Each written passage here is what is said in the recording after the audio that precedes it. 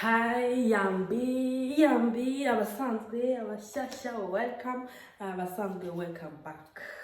Mumeze neza, umva njyewe meze neza.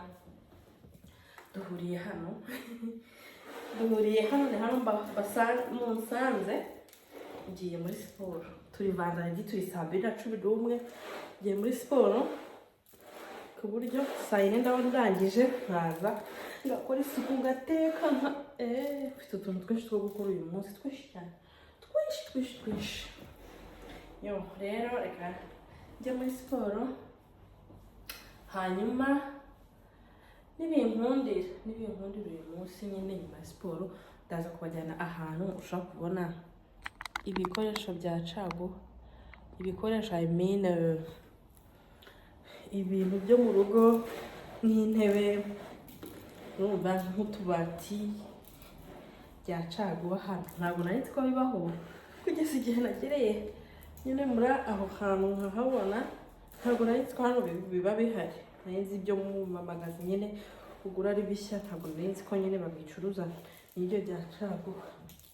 Nongeye kugenda njya muri siporo rero, noneho tuze gusubira nimbona akanya nkajya kubibereka, sibyo? Yeah.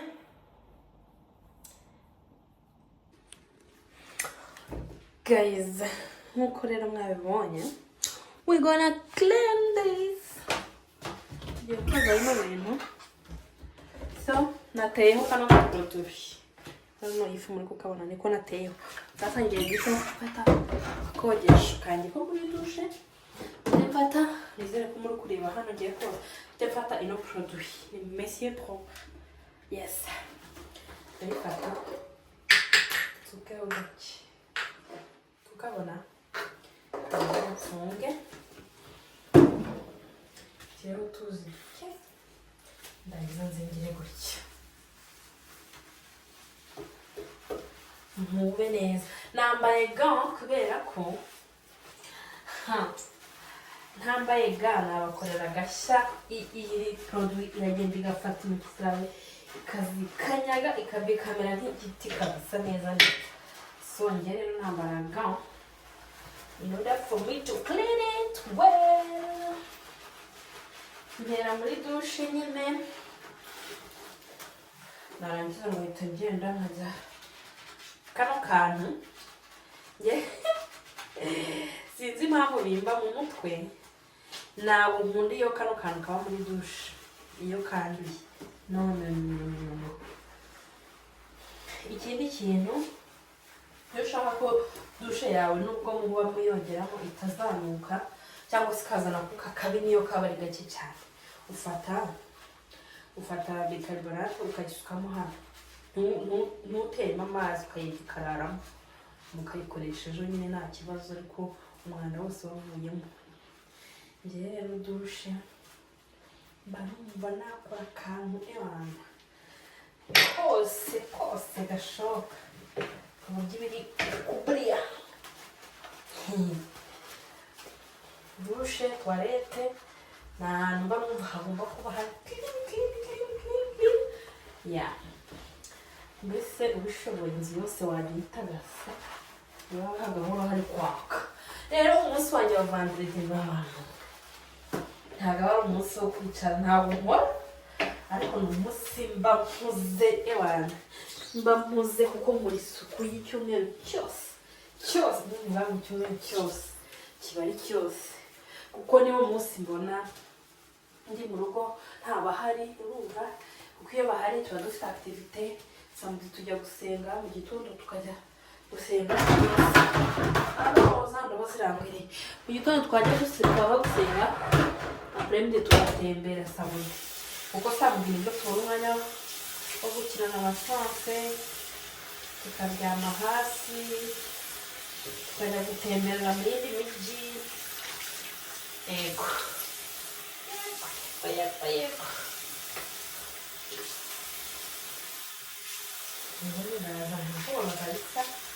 Mpoza rero mbere yo gukoropa, kuko uhogeje nyuma yo gukoropa naba wakira. So ngiye kuzana akandi kantu nkoresha ndi guhanagura hariya hasi kuko simparunda amazi. wamakora ntahashyize amazi ndagafata ngafata ino sabune y'ijumbo nkabanza ngakoza ngakamesa ngakoza mbese n'ukoza byabaye akamesa kuko ntabwo kari profu n'ubu ntabwo ukoresheje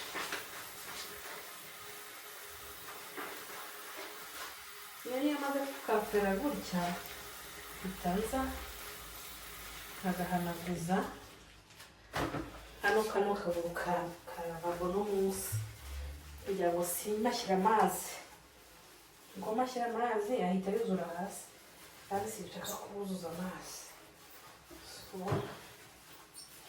ko nzana ngahanaguza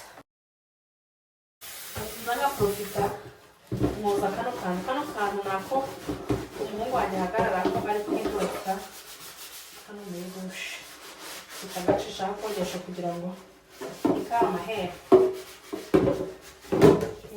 kabe gasa nabi cyane kuko agakandagiraho kagera buri rimwe na rimwe kuko agakandagizeho inkweto asohokana niyo agiye kugenda karandura ugacishaho kugira ngo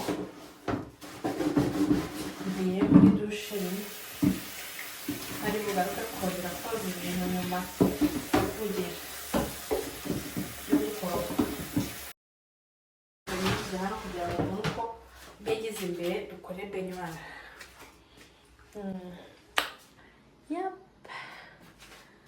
benyuwari umva gusa simamo kuhareba reka nzamure neza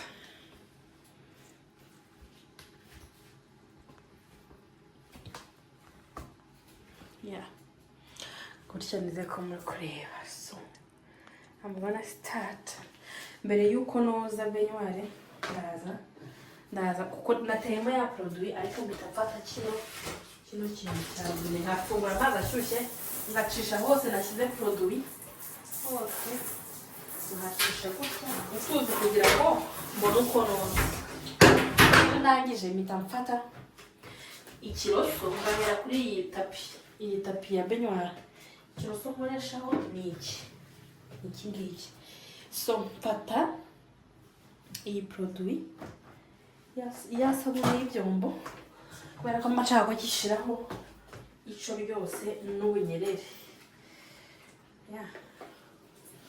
kugira ngo ntikizanyerere nyine nafata gutya ariko muri kureba narangiza nkaza nkagikuba fresh nkagikuba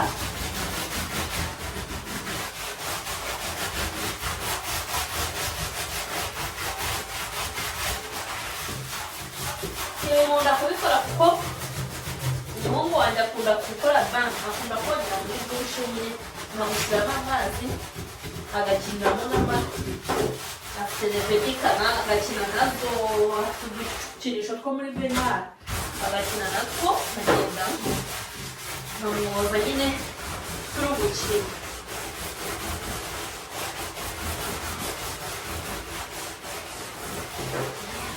iyo maze kugikuba gutya ndakireka namara ngo ngafata ya eponge yanjye ngafata ka gaproduit again kano aka udafite bino byose anze bereka iyo handuye cyane hari igihe mfata hanze nyebereke kuko izina ryayo ndikumva ari ibintu bye nkafata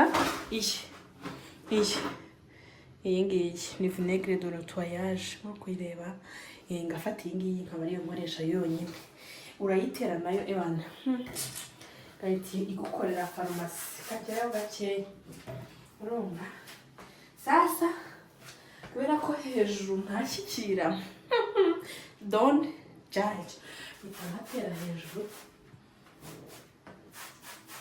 urumva icyo nkora ni igiki ntimuseke urumva ntimuseke kuko tugiye kurira ngiye kubereka ukuntu nininga no kureba aromo ndaza nkurira hano narangiza ngizayo iyi ntuzi ngahanagura ntimunseke this is life nimubwire ngo ntazagwa ntabwo hanyerera ntabwo hanyerera hano ni ahantu umuntu aba atagera adakunda kugeza amaboko nkanjye mugufi urumva rero iyo profise nk'uyu munsi nyine mba ndi mu rugo ndahanekura se ko munetwaya n'idirishya ni gutya mbigenza noneho kugira ngo ukipinge iwawe hari prope ugira gutya ukazajya unetwaya rimwe mu cyumweru ugakora bino biri dipa noneho iminsi isanzwe kongeraho utuzi iminsi isanzwe ugakora ibiciriritse bitari ukugira ugakora ibyo ubasha gukora kuko nta n'umwanya umuntu aba afite nkanjye umwanya rwose mubona vendredi na samedi niyo minsi mbona umwanya kuko sinkora samedi na vendredi yo ubwo rero samedi nyiharira gusenga na famiye vendredi baba nabo badahari nanjye mba niriwe njyenyine ngaprofita ngakora isuku yanjye ndi free nta muntu uri bukandagira aho nakorobye abantu muri komenti mwanga abantu bakandagira aho mwakorobye comment down below umva umuntu akandagira ahantu nakorobye nkumva ndarize birabaye nkumva ndarize nkumva mbaye ibyatsi ubu rero maze gukora hara hejuru hasa ngiye gukora hasi ngiye gukora nyaho mbasha gushyikira hano ndi kubona utu tuntu tw'utujoyinti tutari kumenyera neza ubu ngubu ndi guteraho akavinegere do nettoyage nise ko muri kukabona so we gonna do this aha nshyikira ubu bwose biba ari sawa cyane biba biroroshye kubera mba mushyikira rero ubu ndabanza nshishemo ikiroso ikintu akogesha ikiroso ndaza kugifata nyuma ngiye kunetwaya ahangaha muri kubona tuno turongo utu ngenda nshishamo ikiroso naho hakavamo akandi kantu gasa n'icyo rwose nkabibona ko havuye n'icyo so stay tuned video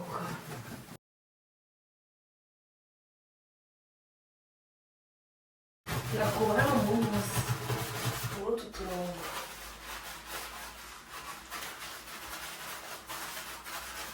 like this very simple ntabwo bigoye ariko ni ibintu biba ari ingenzi kuko bituma hatamuka sino iyo uharetse hagati y'amakaro rwose haba umukara ukagira ngo ni amakaro y'umukara n'umweru kandi nta makaro y'umukara n'umweru ugira njye rero prefere kubikora gutya gakoresha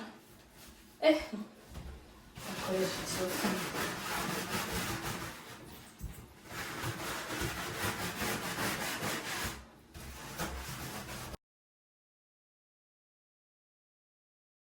bigize imbere noneho mbereke ukuntu tugiye gukora muri benywa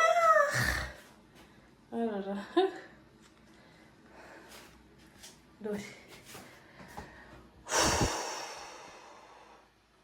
ndamanura amazi rimwe kuri amaze kwakuba ndahita nshyira amazi ashushe hahite haba neza dore fatwa iyi ngiyi nta yindi produit nshyiramo kuko harimo produit deja yayindi naberetse bwa mbere harimo na ntuza nta yindi kirahire irahagije ndaza nkube nkube neza akantu ku kantu ntaho dutarutse ntaho tugize gute dusimbutse nkazana hahandi nagiye mpagarara hose fresh mukureba se cyangwa gutya murabona kureba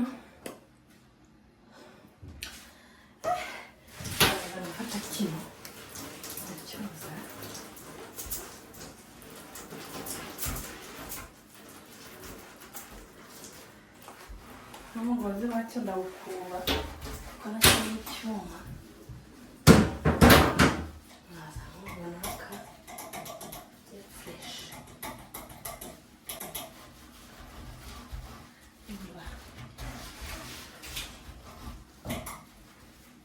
narangiza ngakuba hano fureshi hano ndi kubona atari kuno gasohoka nshyiremo akavinegre vinegre ni isi yewe iyi mureba ni isi iyi ni iya mbere umuntu wayinyigishije umuntu kabisa yarakoze kamusime warakoze nimba uzareba iyi video thank you so much kuko ikora umuti yaba mu gikoni yaba muri dushe iraproduit iramberetse ya vinegre blanc yes ni ya mbere ni ya kwanza sasa ngiye gupuriza y'amazi rero kamaze n'inyuguze ibi nakoresheje ndasoje murabona ukuntu haba handuye byose n'iki kiroso ndabanza nkaza nkagira gutya nkoza ahasokera amazi naho mpogesha ikiroso gutya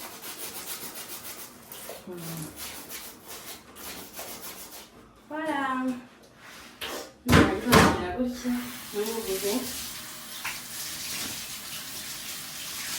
ndagikumure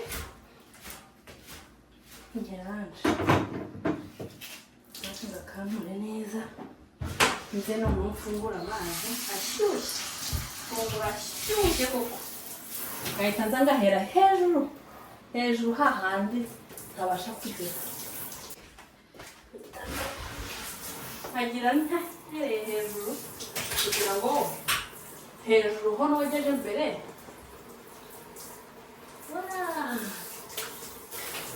hari amazi yanjye rero kubera atahagera nkoresha udutoki umva mwayibonye nuko ukuntu iri gusigara isa ntabwo ari ibintu byanyu ntabwo ndi kuhareba nkaza nkafatana ya tapi mwayibonye nkaza nkayoza nkayikuraho ya produit neza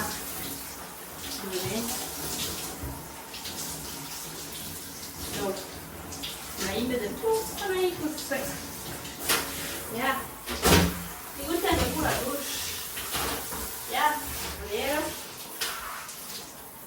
ngiye kubajyana tujye gutegura gikoni bareka profit ngeze hano mpita profita nkazana toilette y'umuhungu wanjye nkayoza uburyo ndagiza gukora isuku nayo yakeye ngiyi zirimo twiyobona dore ni gutya imeze ubwo uragenda ukayitereka kuri toilette akicaraho akaba ameze nk'uri muri toilette nawe songeye kuyoza nyisigane iri kumuka tujye gukora muri douche yo nayo nta produit idasanzwe kiraho agasabune gasanzwe kubera ko abari buyicayeho bagashyiraho amaproduit agasabune gasanzwe nkaza nkayoza neza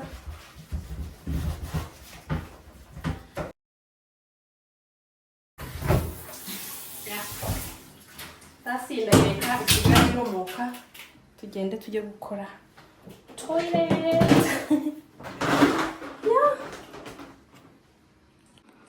aha dore rero sasa ahangaha murabona ukuntu iri clean so clean guys so clean murebe dore ya toilette nayiretse ngo yumuke numva shireho amazi neza dore nza kwijyana yumutse but yo it's clean so clean so clean so clean yeah reka tujye muri toilette naho turebe tuhakora isuku nkorope mfite utuntu twinshi two gukora twinshi pe, ariko my shower is clean, so clean.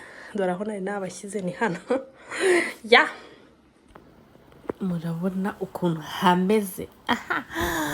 Nano nari maze gushyiraho isabune yo koza intoki, ndi kubereka neza ukuntu hari clean. By the way, see this, na mirror yanjye nayo netwaye bien fresh. Noneho dushe nayo nende kwibereka imaze kumuka guys. It feels good. Hano nari maze no gukoropa no gushyira agatapi kari propre, akarido byose mbirangije. Mbere yo kujya muri toilette mpita mfata umwanya ndavuga ati let me show them, why not, like why not. Yo iyi video is not ntabwo gukora justice y'ukuntu hasa, but that was me. Yep. Reka mbereke ino sabune ndayikunda. Yo ihumura neza kandi reba kari no mu gacupa keza. I do like it kabisa. Yo bya hatari. Umunanira ariko no nyine waro. Hey, go, here we go. Yala. Nkure kubere nari manitse nabanje kugisha ndateraho ya vinegre yanjye nkayiteraho hejuru gusa yakoduye niyo nari nateyemo yindi ariko ubwo ino vinegre yanjye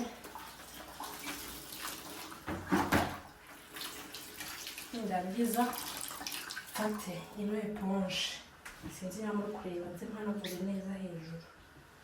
Ino eponge rero nikoresha isuku muri dushe muri toilette gusa. Urumva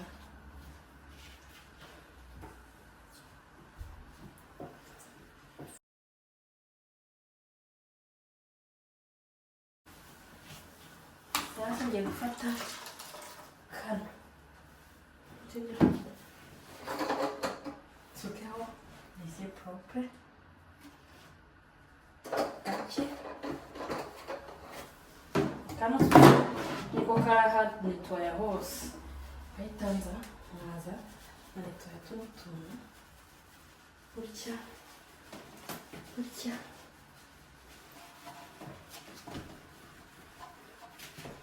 Nda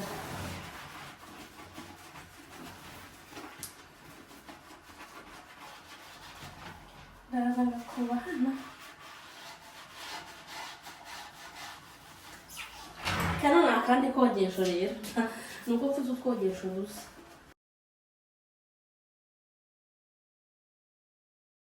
Guys, yes,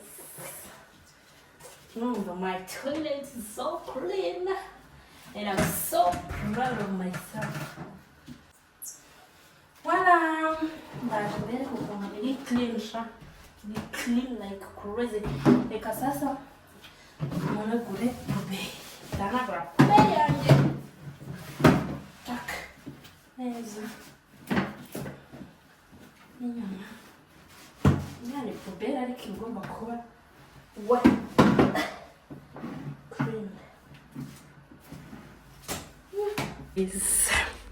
Yes, dore urabona ukuntu iri clean we guhera hasi kugeza hejuru. So ngiye gushyiramo kano kantu ndaza nkagapressa hano nkagashyira hano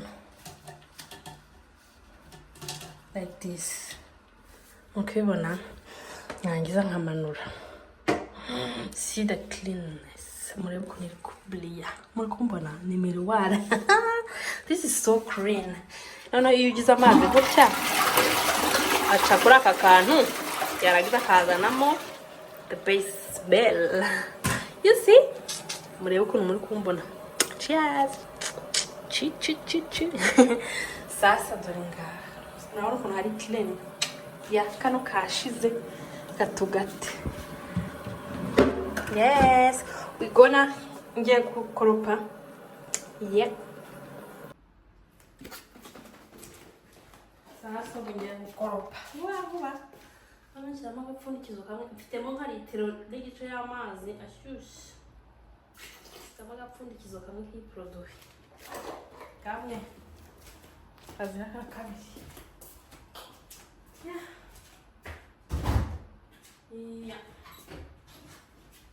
Iyo nshaka ko hahumura neza nongeramo kane. Iyi ni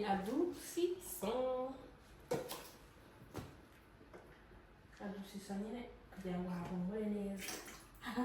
Kubera ko umwana wanjye atagikambakamba ayikanda, sibyo?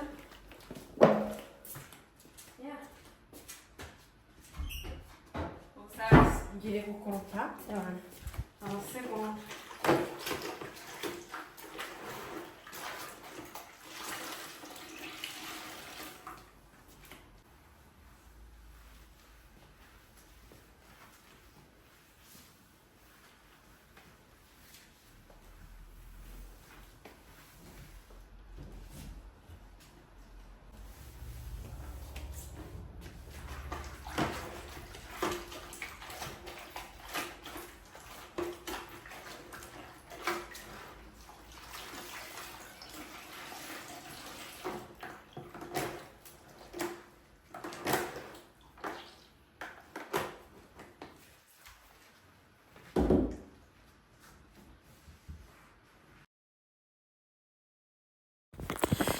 Umva mwakoze cyane kubana nanjye, dore hano nahise mfata aspirateri ndakoropa vuba vuba.